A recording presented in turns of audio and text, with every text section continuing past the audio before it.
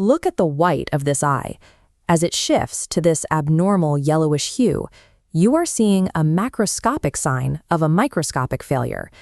This visible change, known as scleral icterus, only appears when the concentration of bilirubin in the blood exceeds 2 to 3 milligrams per deciliter. Jaundice is a symptom, not a standalone disease. It is a systemic alarm bell indicating a mechanical or biochemical failure has occurred somewhere along the hepatobiliary pathway, the liver and its drainage system. Clinicians isolate the location of this failure by interpreting the patient's visible excretions. Specifically, they look at the color of urine and stool. This assessment is cross-referenced with standard hematological lab panels. These tests measure specific liver enzymes, AST and ALT, which indicate liver cell damage, alongside ALP and GGT, which signal blockages in the bile ducts. These values provide the secondary data points needed to pinpoint the broken node. By aligning visible bodily changes with this chemical data, a clinician can narrow the anatomical search area and identify the category of failure before the first imaging scan is ever performed. The standard bilirubin pathway begins with the senescence, or natural aging and breakdown of red blood cells. As these cells degrade, they release a component called heme into the bloodstream. This diagram shows how heme is converted into unconjugated, or indirect, bilirubin. Because this lipid-soluble molecule repels water, it cannot travel freely in the blood. It binds to a transport protein called albumin to move through the circulatory system. The albumin transports the unconjugated bilirubin directly to the borders of the liver cells, where it detaches and enters the hepatocyte. Inside the hepatocyte, an enzyme called UDP-glucuronol transferase takes over. The sole function of this enzyme is conjugation, structurally altering the bilirubin molecule. This conjugation transforms the molecule into conjugated, or direct bilirubin, making it highly water-soluble. Because it dissolves in fluid, it is excreted out of the liver, flowing down the bile duct into the intestine. Inside the gut, bacteria convert it into stercobilin, which gives human stool its normal brown color. A small fraction is reabsorbed into the blood and filtered by the kidneys as urobilinogen, maintaining the yellow color of urine.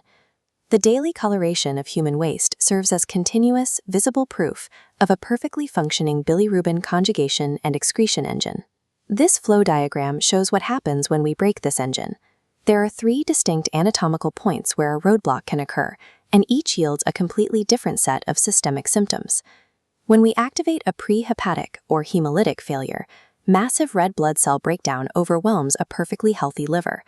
This floods the system, causing a sharp spike in unconjugated bilirubin. During a prehepatic failure, urine color remains normal.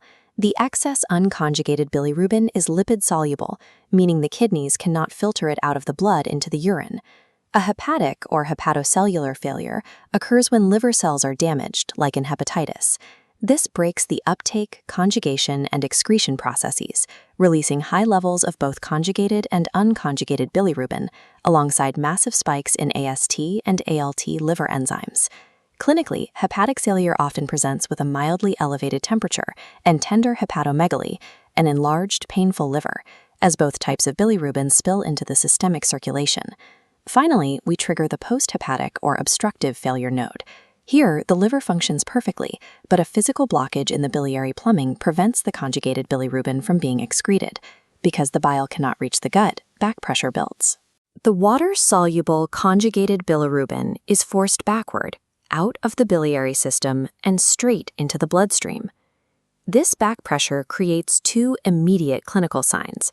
The kidneys filter the excess water-soluble bilirubin, producing dark, tea-colored urine. Simultaneously, the complete lack of stercobilin reaching the gut results in pale, clay-colored stools. The physical stress and stretching of the bile ducts from this obstruction trigger the release of ALP and GDT. Elevated levels of these specific enzymes confirm the blockage is outside the liver cells. A clinician can identify the anatomical location of a hepatobiliary failure simply by correlating the patient's stool and urine color with the predominant lipid or water-soluble bilirubin type present in their blood. We can apply this post-hepatic failure model directly to human anatomy, specifically the second part of the duodenum. This is where the biliary and pancreatic systems converge. This 3D schematic shows the ampulla of Vater. It is the exact junction where the common bile duct and the pancreatic duct empty together into the digestive tract, regulated by a muscular valve called the sphincter of Oddi.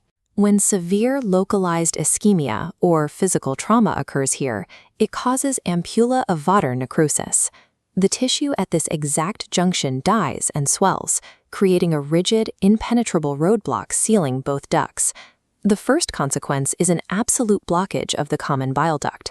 This perfectly mirrors the post-hepatic failure model, resulting in direct hyperbilirubinemia, scleral icterus, dark urine, and pale stools. The second consequence is simultaneous blockage of the pancreatic duct, trapping highly active digestive juices.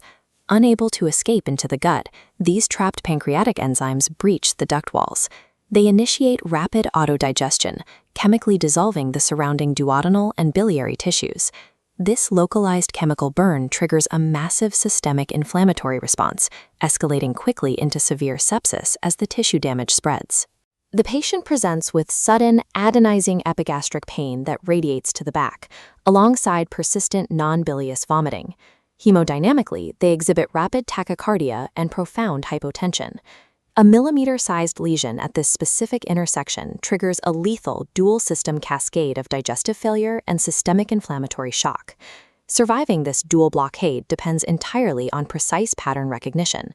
Clinicians follow a strict diagnostic sequence to isolate this specific pathology.